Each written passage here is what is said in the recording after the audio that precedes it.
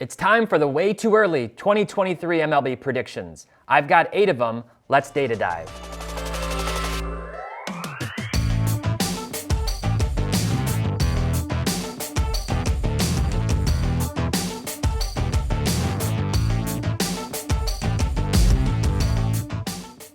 Hey everyone, welcome back to another episode of Data Dive, powered by Market Movers. My name is Tyler Nethercott, better known as T-pott. Excited to talk about baseball, but not necessarily in the way you might think. As of recording this video, I still don't know who the World Series champion is, but I thought it would be fun, as nearly every single sports website does immediately after the season wraps up, to do some way too early predictions for the next year and beyond. So today I've got 8 different predictions for the next season, and I use feedback from all of you on Instagram to make these predictions. As always, this video is brought to you by Market Movers. Market Movers has almost 250,000 baseball cards from 1909 to present. We recently launched the brand new Market Movers X, a fully reimagined experience to immerse yourself in both the data and the visuals of the cardboard. Visit marketmoversapp.com and use promo code DIVE for your first 7 days free. And now let's get into prediction number 1. All right, so question number 1 I asked on Instagram: who will win the NL MVP this upcoming season? Not now, not Goldschmidt and Judge, but going into the 2023 season, who do you think will win next year the MVP? And the first response was Bryce Harper. And if I'm looking at his prices and I'm making a decision right now whether or not I want to buy Bryce Harper, whether it's for the next season or for the long term, I'm not buying right now. I might buy Bryce Harper in December. I want to see what happens with his prices. I do think he's a good buy long term. I don't want to say no matter what, but I'm optimistic about Bryce Harper's future in general. And so I think he could be a good buy. He's also probably a decent candidate. He's just got the track record at this point with past MVPs to be a strong candidate year over year for that type of award. The next person that was on there is Paul Goldschmidt. He's down 4.4% over the last 30 days. Obviously, he's lined up right now and is the favorite to win the MVP in the NL this year. But Goldschmidt, he's 35 and he really cooled off late in the season. That's not to say that he couldn't turn it back on next year or be a really strong contender. But playing back-to-back, I wasn't even totally sure going into the season how well Goldschmidt would do. I was hoping he would do well because I think he really solidifies his chances for the Hall of Fame long term. But I'm not necessarily banking on Goldschmidt going into next season, and we're going to talk a little bit more about him on one of these other predictions, so I'll hold off on that for now. The third one is Manny Machado. Machado's a fantastic player, great defender, great all-around player. Here's what I worry about with Machado is that you've got Soto there now, and you've got Fernando Tatis Jr. coming back. Both of those guys will be drawing attention away from Machado. They could help the team's success, but when you're talking about baseball players, team success doesn't always mean a whole lot. It might temporarily in the playoffs when you see these teams pushing toward the World Series, but that's about it. This is largely an individual sport, and a lot of people still really don't like Manny Machado, even though he's kind of chilled out on a bit of his antics. There were things in the past with Baltimore that people didn't like. He's chilled out on a lot of that, in my opinion, and is a lot more easygoing. But I don't know. His prices, I'm not so sure about. I want to see what happens. Again, he's down 11% in the last 30 days. If he were to drop down 30, 40% between now and the end of this calendar year, I'd probably be looking to pick up some Machado cards. The fourth one was Ronald Acuna Jr. And here's where I'm at with Acuna. I'm here in Atlanta. I love watching the Braves. They're a great, team. I'm worried about the injuries. I need to see Ronald Acuna Jr. stay healthy for a full season and play to his potential before I'm interested in buying Acuna again, or I just feel like it could be a slippery slope down into price irrelevance for a guy like him if he can't get rolling anytime soon. So that's what my opinion on Acuna. The fifth guy is Mookie Betts, and Mookie Betts, nice rebound year. I think he had around a 6.7 WAR. Obviously, the Dodgers were a behemoth until they choked in the playoffs. I like Mookie Betts. He's obviously one of the focal points. You've got him, you've got Freeman, you've got Trey Turner. I like him. I think of this list, he's the guy that I would buy if I had to. And I might, buy some Mookie Betts right now. But again, I'm thinking wait probably another month, maybe 4 to 6 weeks from now into December around the holidays to start looking at some of these guys when all the eyes are off baseball. And of this list, Mookie Betts is the one that I would probably choose. And then the sixth one that people said is Austin Riley. Austin Riley is a good player too. You're talking about, again, Atlanta. They're obviously stacked. He's young, but he kind of regressed this year from the previous year. And that just makes me a little bit nervous, because if he regresses again more, you're talking about a guy who potentially drops down into the Juan Soto range from this year, where he's hitting in the 240s and he's not quite hitting for power and he's striking out more. He could obviously go the other direction and go back up to his kind of performance from 2 years ago. I'm in wait and see mode with Austin Riley. Again, he's in a situation with Matt Olson, with Acuna, with other guys on that team. How do you get the eyes onto him for him to be the focal point? If he's a strong contender next year for the MVP, obviously that would help his cause and help his card prices, but I'm not necessarily super high in him. Now, there is one more guy who I'm going to throw on here that I think is worth strong consideration, if not now, again, within the next few weeks, and that's Nolan Arenado. He's down 11% in the last 30 days. If we zoom out and look over the last 180 days, Nolan Arenado is down 24%. His prices have come down, even though he's going to be top 3 in MVP voting in the NL this year. He had a fantastic season. He's a Platinum Glove winner, and I just think he's a great long-term hold. So if I'm looking for another player, I think there's strong upside. I would put more money on Arenado to win MVP next year than I would Goldschmidt, because of the age and because he's got the defensive reliability in terms of helping beef up his WAR throughout the season. So Arenado's another guy that I would consider. So if I'm making a bold prediction on these two, I'm throwing my name in the hat. Honestly, for these, I'd probably say Harper and Arenado are the two MVP frontrunners. But if I'm looking at who I'm buying, it's going to be Betts or Nolan Arenado. So let's jump over to the AL. Similar question I asked. Fewer different responses in this case, which is interesting because the AL does have a ton of really good players. But I got Yordan Alvarez, I got Rafael Devers, I got Shohei Ohtani, and I got Aaron Judge to repeat. We don't even know if Judge is going to be in the AL next year, and we'll touch on that in a minute. Now, Yordan, he's too high at the moment. He's up 9% in the last 30 days, which isn't a crazy amount. I do love him long term. If you're stacking him up against certain other young stars in the league, I like his long-term upside. I think he's built for the long haul. He reminds me a lot of David Ortiz. So I really like Yordan. He's a very, very talented hitter. He hits for power, which people love and the card collectors love. So Yordan's a great pick if you're looking at his cards for the long term, but I'd for sure wait until after the World Series and into December or maybe even January to see what happens with his prices. Rafael Devers, I don't know. I'd probably go for Xander Bogaerts to win the MVP over Devers at this point. I think Devers is too much of a defensive liability. He's a great hitter. I don't know what's going to happen with the Red Sox, so I'm at best a hold or a sell on Devers. I'm not a buy on Devers at this moment.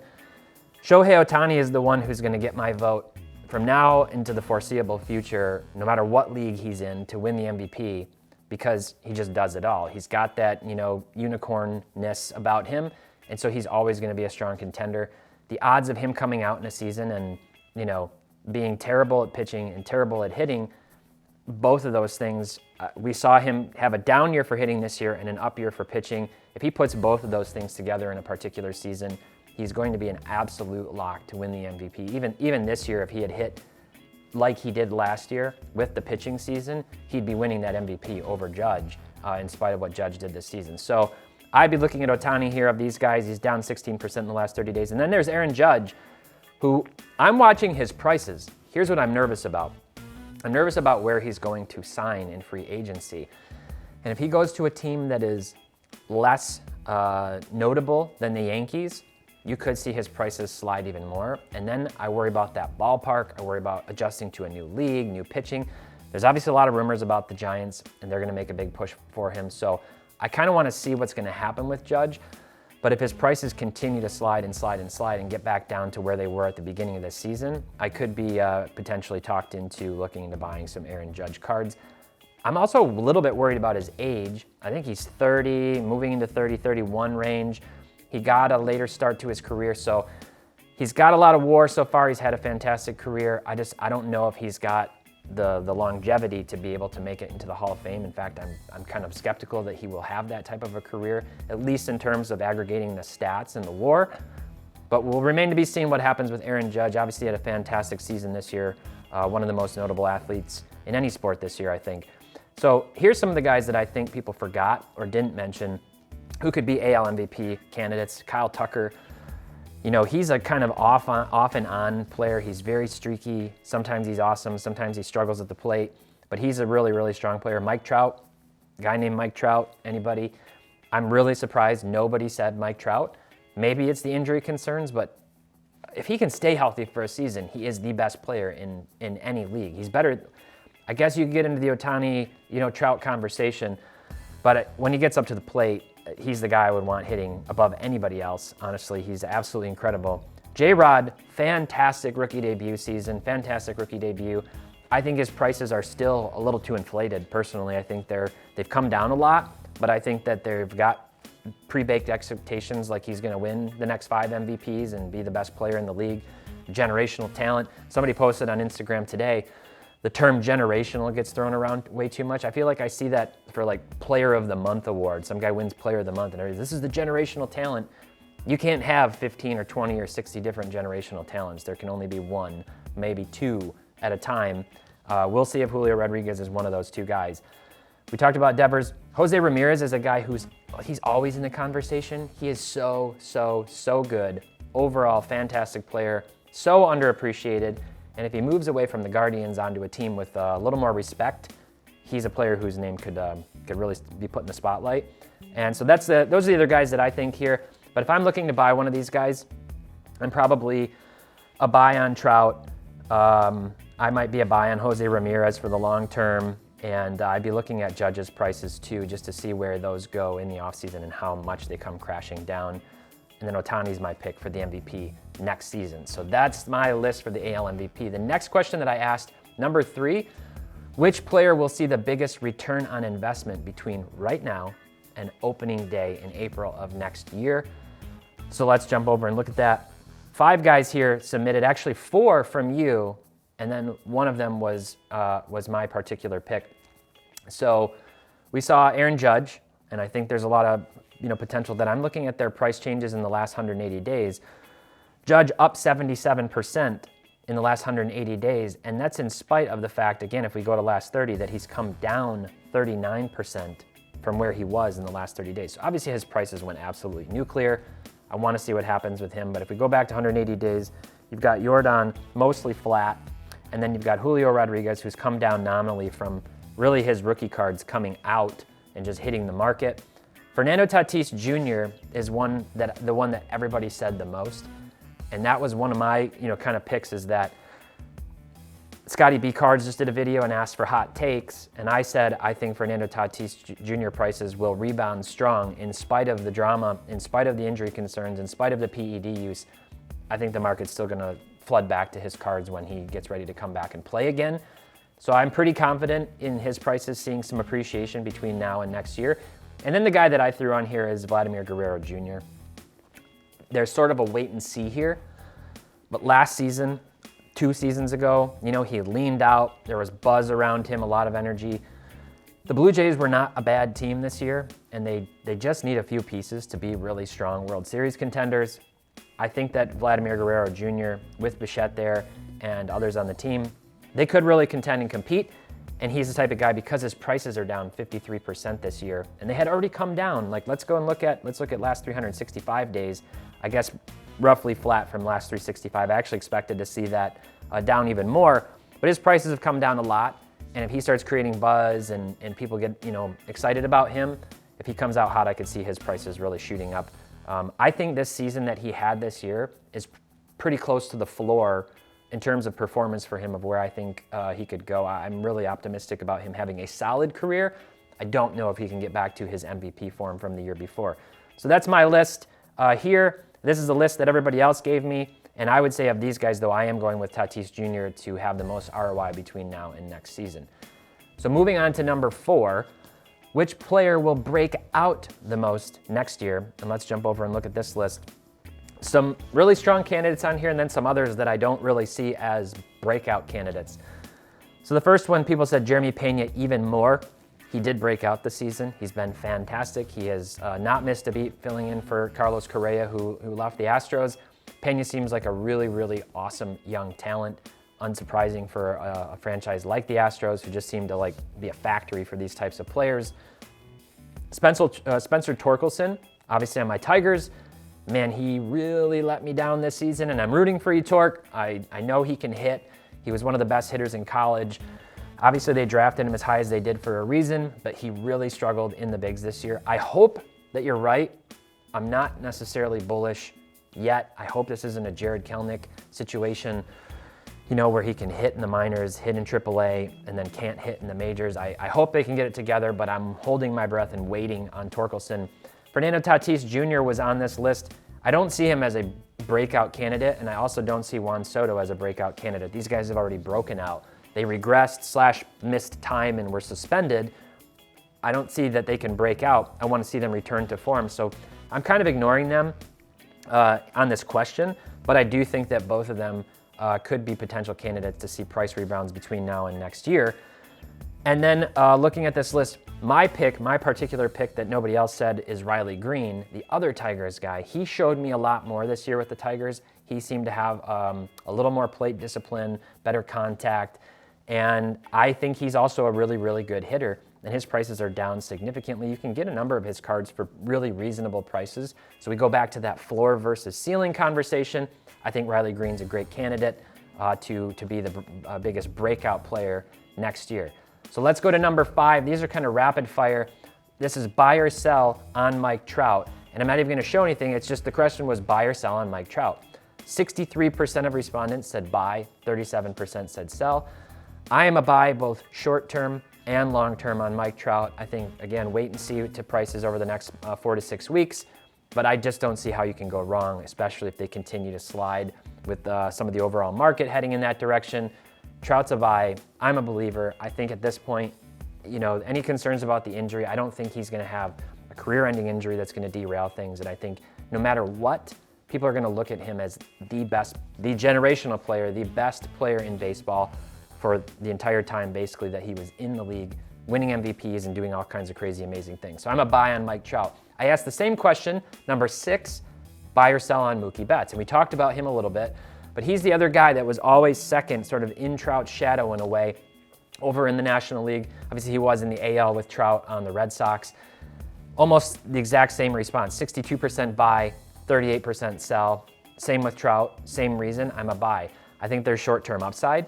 He could get buzz going into next year. And this is a guy that to me was like the situation we saw with some of the other best hitters in baseball, Pujols, Trout, etc., where they all of a sudden hit these milestones and then everybody's like, I got to have some of their cards. So I think the legacy for Betts is going to build over time. I think he's very athletic and built to play for a long time as a very complete player.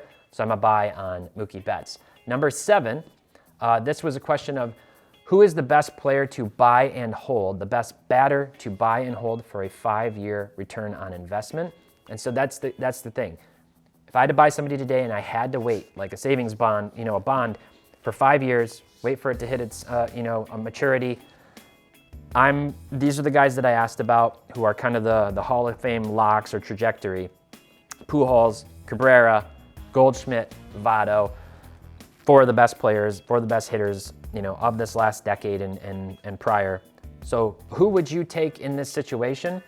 And everybody answered Pujols in terms of 5-year ROI. This is an interesting one, and I pulled up some different cards here. They're not really price comparable, but just to kind of give you a visual of what's here, I think that Goldschmidt, in my opinion, has very low prices and has the biggest potential upside if he can string together, I wouldn't say like another season like he had this year, but let's say 60% of what he did this season, even 70%. He's 35 years old. Up until he's 40, he'll lock himself in as a strong Hall of Fame candidate, and people love Hall of Fame players in baseball. And he has some really, really nice cards, especially some of the parallels on his Bowman Chrome Prospect type cards, especially the refractors. And so I'm probably looking at Goldschmidt of this list. Miguel Cabrera's had a fantastic career. His stats really pale in comparison to Albert Pujols. Pujols is one of the all-time great hitters, for sure. I don't think you can go wrong. I wouldn't necessarily buy right now, and so that was part of the question is, his prices are up. I would wait for Pujols to retire, and then for people to forget about him for a little bit, and for his prices to come sliding down, and then be looking for them at card shows and on auctions and everything else, and wait until the Hall of Fame announcement and he comes out, and then I think you'll see that sort of vintage trajectory up over the long term. So I don't actually agree with the response here. It was pretty strong, like 40% for Pujols, but I'm going to go with Goldschmidt here just because his cards are so much cheaper. I think there's more upside than there is downside on Goldschmidt. I asked the same question, this time for pitchers. I don't like to compare pitchers and hitters because it's different investability, collectability, but same thing here, the 4 best pitchers, in my opinion, that we're talking about in the league. In terms of career performance and accolades, Kershaw, Scherzer, Verlander, and Zach Greinke. Now, if you're putting these 4 guys up against each other, one of them stands out distinctly as probably not quite belonging here, and that's Zach Greinke. He's had an absolutely fantastic career, but not in the class of Verlander, Scherzer, and Kershaw. So I asked this question on Instagram. I asked this to everybody, and it came in 55%. Who do you think it was? Verlander. Interesting one, not surprising necessarily, but to me, I look at JV and Kershaw. Both have had fantastic, absolutely fantastic careers. I probably give the edge, in my opinion, to Kershaw in terms of who's the hottest, who's the best. He's a really classy guy. Maybe, Verlander's old. I don't know how much more he has left in the tank. He's pitching better than I thought he could coming back from an injury at his age. Maybe there's a little bit of bias though here right now with Verlander being in the World Series. But if I'm looking at these guys, I'm probably going with Kershaw. And I think his legacy, having played strictly with the Dodgers all throughout his career, I think it's a really, really solid buy for the long term. Scherzer, he's moved around, obviously, from Detroit to Washington to the Mets, and who knows, from here and beyond what's going to happen with Scherzer. Well, obviously he was on the Diamondbacks before the Tigers, but I'm probably going with Kershaw here. I'd go Kershaw, Verlander, Scherzer, Greinke. I don't know what kind of value Greinke's going to hold long term. I like him. I root for him. I know Scotty B. Cards is a big fan of him. But in that order, I'm probably going Kershaw, Verlander, Scherzer, and then Zach Greinke. So that's my pick. That was the 8th question. Way too early in the sense of 5 years from now, projecting out values. But what do you think? And that's what I always want to know. Kind of rapid fire on a few of those, but overall, who from that list do you like? Who do you think is the best buy? If you just had to buy one player right now, who would you buy and what's your strategy? Are you trying to look to flip before the season starts? Are you holding for the long term? How are you buying right now? And was there anybody that I missed that you're particularly high on? I didn't talk about prospecting. You know me, people think I bash on it. It's just not something I'm as familiar with. I don't like to speak to it when I don't really know about it. So you could come in with the Lauras and the, whoever, all the different prospects, there's a million of them. I don't know as much about those guys. These are the players that are actively in the league right now, young stars and veterans alike. So let me know down in the comments what you think. And while you're there, please be sure to also throw a little thumbs up and hit the bell icon. And again, if you want to get this data, you want to get your hands on this data, visit marketmoversapp.com. Use promo code DIVE, D-I-V-E, to get your first 7 days free. Until next time, happy investing, keep on collecting, and make sure to have fun.